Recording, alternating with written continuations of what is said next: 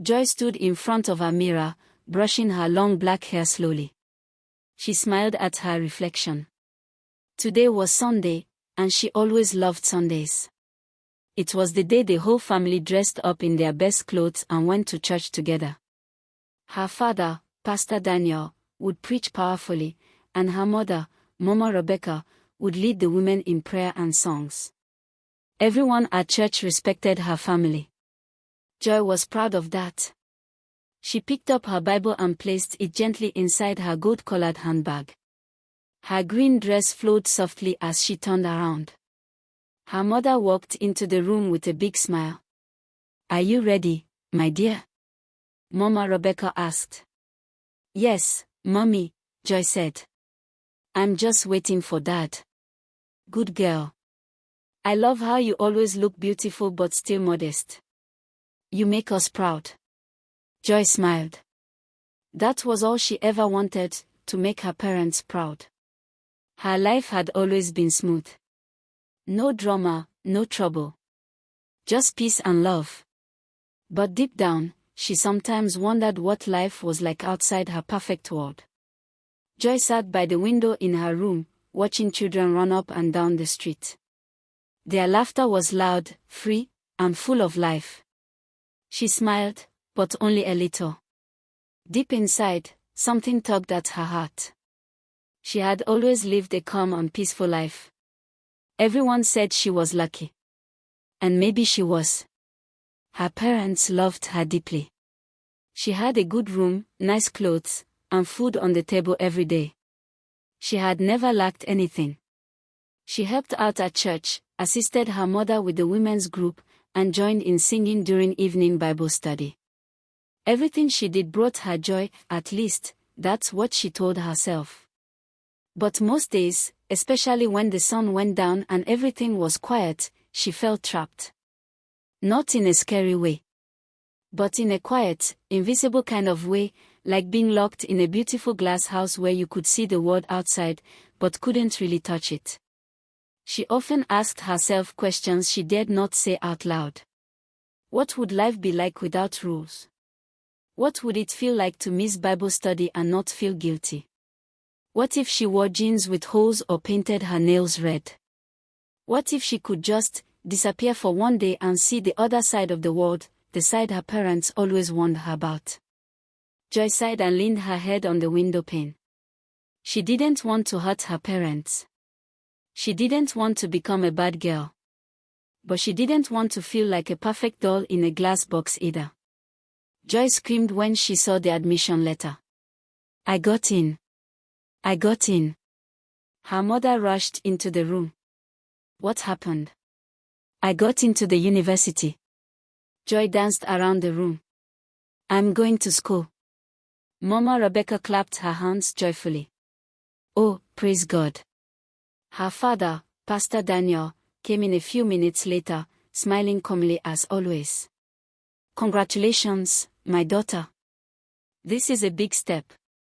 For Joy, it was more than just a step. It was her chance. Her chance to see the world beyond Bible studies, church clothes, and curfews. She had waited for this for years. She would be going to another city, far away from Abuja. She would live in the hostel, meet new people, and make her own choices. But the night before she was to leave, her parents sat her down in the sitting room. Joy could feel her heartbeat in her ears. Her father's voice was serious, but soft. "Joy, I know you're excited. And you should be. But remember who you are. You are a child of God." Her mother added, "There are many things out there, people who don't pray, girls who do strange things, parties, boys. But you must keep your faith. Stay strong. Don't lose yourself." Joy nodded quietly, even though her mind was racing. She didn't want to hurt them, but she also didn't want to keep pretending forever. That night, she couldn't sleep. She packed her bags, folded her clothes neatly, and stared at the ceiling. Was it possible to be good and still be free? The next morning was bright and cool. Her father took her bag and placed it gently in the back seat of his car. They drove in silence for a while, with soft gospel music playing. When they got to the university, Pastor Daniel followed her everywhere: hostel check-in, school ID, registration, even her mattress. He prayed over her before leaving. Lord, guide my daughter. Let her not be led astray. Joy hugged him tight. Thank you, Daddy. When he drove away, she stood still for a moment. The school was big, loud, full of people running and laughing and living. Joy walked into her new room. Her roommate hadn't arrived yet. She sat on the bed, her suitcase still closed, and looked around. For the first time in her life, no one was watching her. No one would check what she wore or if she prayed. She lay back slowly on the bed, feeling free but unsure. Her parents' voices still echoed in her mind. But as her eyes closed, a small smile appeared on her lips. Tomorrow was a new beginning. And Joy was ready to see what it would bring. The first few weeks of university life moved fast. Joy settled into her hostel room, attended classes, and quickly made a few friends. Their names were Lola, Blessing, and Amora. They were all friendly, gentle, and church girls like her.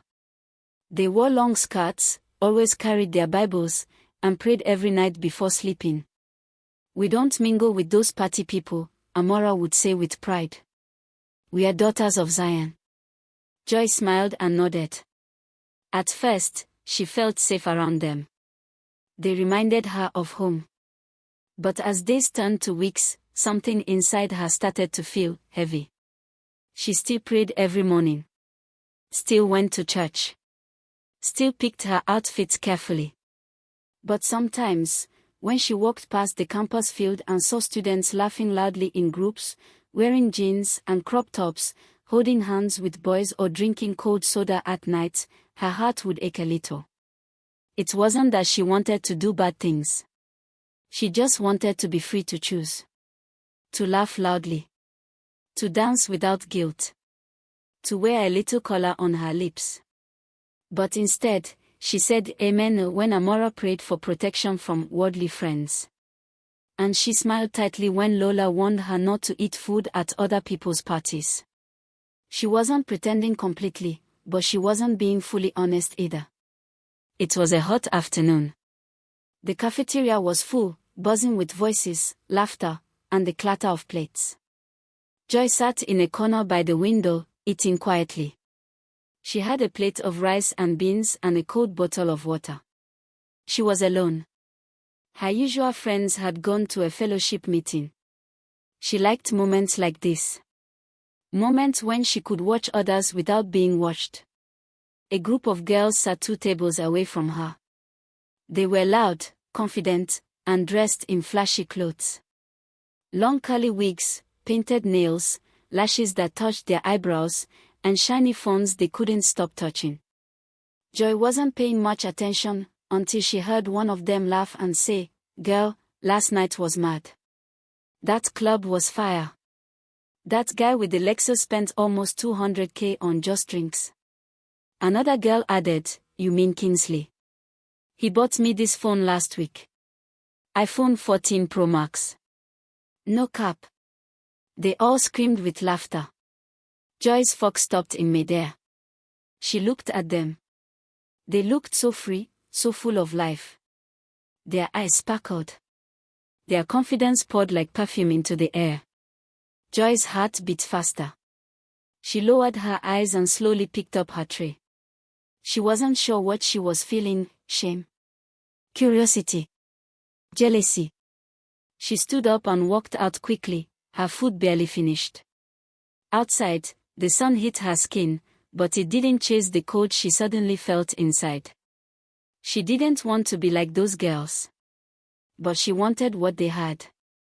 She wanted to wear clothes that turned heads, to feel bold and confident, to be seen not just as the pastor's daughter, but as a woman.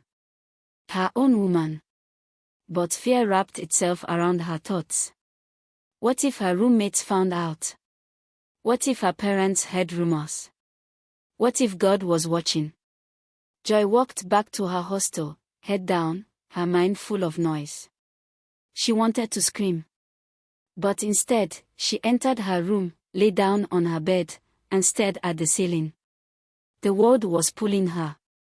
But her chains were made of love and guilt. And they held her tighter than ever. It started like a quiet whisper. Joy was walking alone on the school field one cool evening. The sky was turning orange. Her headphones were on, but she wasn't really listening to the music. She just needed space. Then someone called her name. Joy. She turned around. It was one of the girls from the cafeteria, the loud, beautiful ones. Her name was Angela. Angela had soft skin, full lips, and long hair that bounced when she walked. Her eyes were lined with dark makeup, and her perfume spread in the air like magic. "I've seen you around," Angela said, smiling. "You're always by yourself." Joy smiled weakly. "Yeah, I like it that way." Angela laughed. "You're too pretty to be hiding. Anyway, I'm having my birthday party this Friday night. You should come. It will be fun. Music, drinks, dancing, no stress." Joy blinked. I don't really go to parties." Angela rolled her eyes playfully. "I know your type, church girl, right? It's not that deep. Just come, relax. No one's forcing you to do anything. Just enjoy the vibe. I promise, you'll love it." Before Joy could think of an excuse, she found herself nodding slowly. "Okay," she said softly. Angela clapped. "That's my girl. I'll text you the location." Joy didn't tell Amara or Lola. She didn't tell anyone. For the first time, she wanted something that belonged only to her. The night of the party, she waited until everyone in her room had gone to fellowship. Then she changed into a long skirt and plain blouse. She slipped out quietly, her heart racing. When she arrived at the location, a hotel with bright lights and loud music, Angela was waiting. Angela looked her up and down. "No, babe. You can't enter like that." She pulled Joy into a side room and handed her a red bodycon dress. It was short and tight. Nothing like what she'd ever worn before. Joy gasped. "I can't wear this." Angela grinned.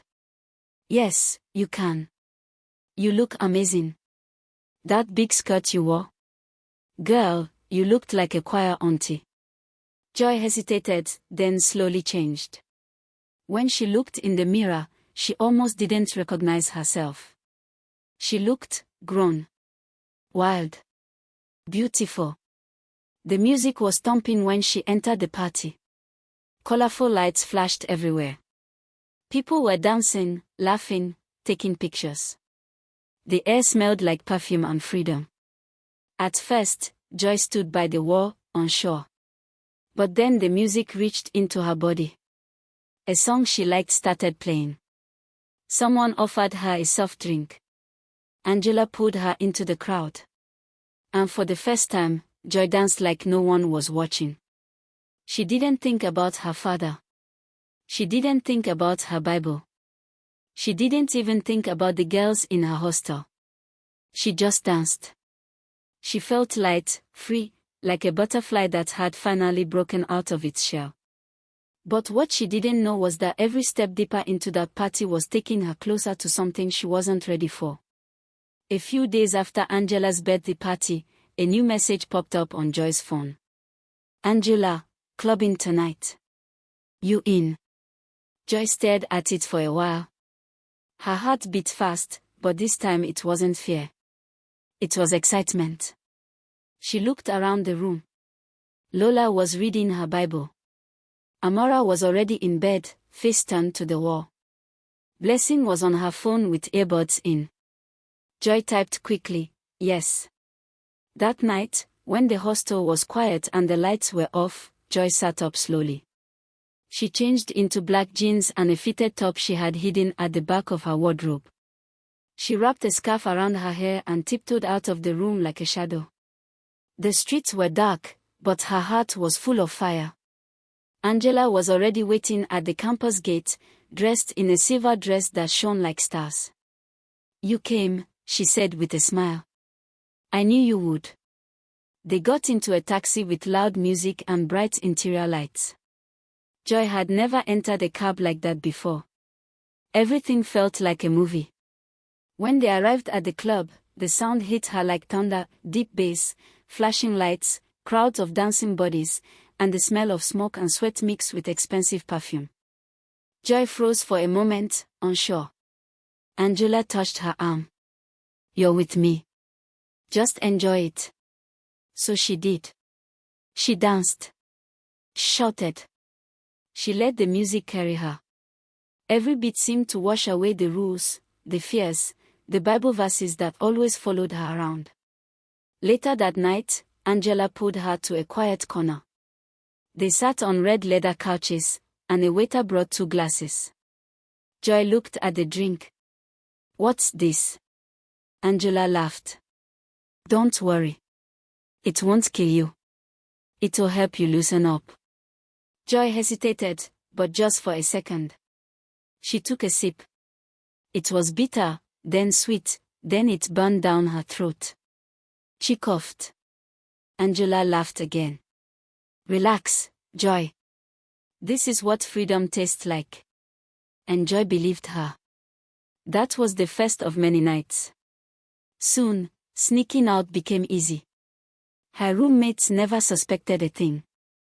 Joy would act tired during the day, but at night, she would rise like a secret ghost and vanish into the wild. She no longer felt guilty. She felt alive. The loud music, the dancing, the drinks, the boys who told her she was beautiful, it was everything she had imagined and more. And the best part? No one was watching. No one was judging. No rules. No prayers. No, what would Jesus do? Just joy, becoming someone new. But in the silence after each party, when she returned and wiped off her makeup in the dark, a small voice would whisper deep inside her heart. "Are you sure this is you?" She never answered. She just lay down quietly and told herself, "This is freedom. This is what I've always wanted." But somewhere deep inside, a storm was quietly rising. By day, Joy still walked like the perfect girl. She wore her long skirts, her soft smile, and greeted lecturers with gentle respect. People still whispered, "That's Pastor Daniel's daughter, so humble, so holy." But by night, she was someone else. She wore tight dresses, heavy makeup, high heels that clicked loud on club floors. She danced with strangers, laughed over drinks, and let music carry her far from everything she once believed. She had mastered it, the art of pretending. When her parents called, she would answer with fake yawns. "Hi, Daddy." "Yes, I'm studying." "No, I haven't missed church." "Yes, I pray every night." Pastor Daniel would smile over the phone. "Good. That's my girl." But Joy didn't pray anymore. Not really. Maybe she whispered, "God forgive me," now and then, but only when her heart got too loud. At school, her friends started noticing the change. "Joy," Lola said one afternoon, "you're always tired. You sleep through lectures now. What's going on?" Joy shrugged. "Just stress. Nothing serious." Blessing looked worried. "You don't come to fellowship anymore." Amora added, "You're always sneaking out at night. We hear the door." Joy rolled her eyes. "I'm not a baby. I just need space. Please stop acting like I'm in a prison." That was the last time they asked. They prayed for her behind closed doors, but Joy didn't care. She had found her people, Angela and the others who lived wild and laughed without guilt. Club nights became her peace. Her escape. The loud music drowned her thoughts. The dancing made her forget the weight of being a pastor's daughter. The boys' compliments filled the holes her heart tried to hide. She was now leaving for the weekend. She would count days till Friday. Then wear something new, paint her lips red, and disappear into the night like smoke. To her, this was what freedom looked like. But what she didn't know was that freedom without direction becomes destruction. And something was already watching her from the shadows. A dark truth. A coming storm. Something that would soon crash into her perfect little secret world and expose everything. It was 5 a.m. The night was dark, and the air was thick with the smell of smoke and sweat. Joy and her friends were laughing as they left the club, heels clicking, eyes shining under the streetlights. They found a car parked outside and jumped in. That party was fire. Angela giggled, waving her heels in the air. Joy leaned her head back, eyes half closed, her voice slurred. She had drunk too much. Her lashes were falling off, her lipstick smeared. But she didn't care. Her mind floated like clouds in the night sky. Then came the flashing lights. "Stop there," a deep voice barked. The cab driver pulled over. "Police." 3 officers stepped forward with hard faces. "Step out of the car. Everyone." "What's going on?" Angela asked. "We are doing a stop and search." "Step out now." Joy's heart began to beat fast. Her hands shook as she stepped down from the car. Her wig had shifted slightly. Her tight dress clung to her skin. One of the officers opened the car door and began checking their bags. "Whose bag is this?" he asked, pulling out a small pouch. Angela froze. "It's mine," she said quietly. Inside the pouch, they found wraps of an illegal drug. Another officer found more hidden under the seat. It was over. They were arrested on the spot and taken to the station. Joy didn't even have the strength to cry. She was dizzy, confused, ashamed. The cold bench in the cell felt like a grave. By afternoon, the police had called her parents. When Pastor Daniel and Mama Rebecca arrived, their faces were pale like paper. They stared at their only daughter, drunk, dirty, dressed in a tight dress, smeared makeup, and smelling of smoke and sin. Joy could not lift her head. Her mother wept silently. Her father didn't say a word. He just turned and walked out of the room. After long hours and investigation, they were told Joy was not holding drugs but had been among those arrested. After several days, she was finally released. Her parents bailed her out. But something had broken. The ride home was silent. No lectures. No Bible verses. Just pain. At home, Joy couldn't stop crying. Every sound felt like thunder. Every look from her father felt like fire. She remembered her father's prayers. Her mother's tears. The peace she once felt. Gone. "I've messed up everything," she whispered one night, kneeling by her bed. "God, please don't leave me. I don't even know where to begin." She started attending church again. Quietly. She didn't sing. She didn't raise her hands.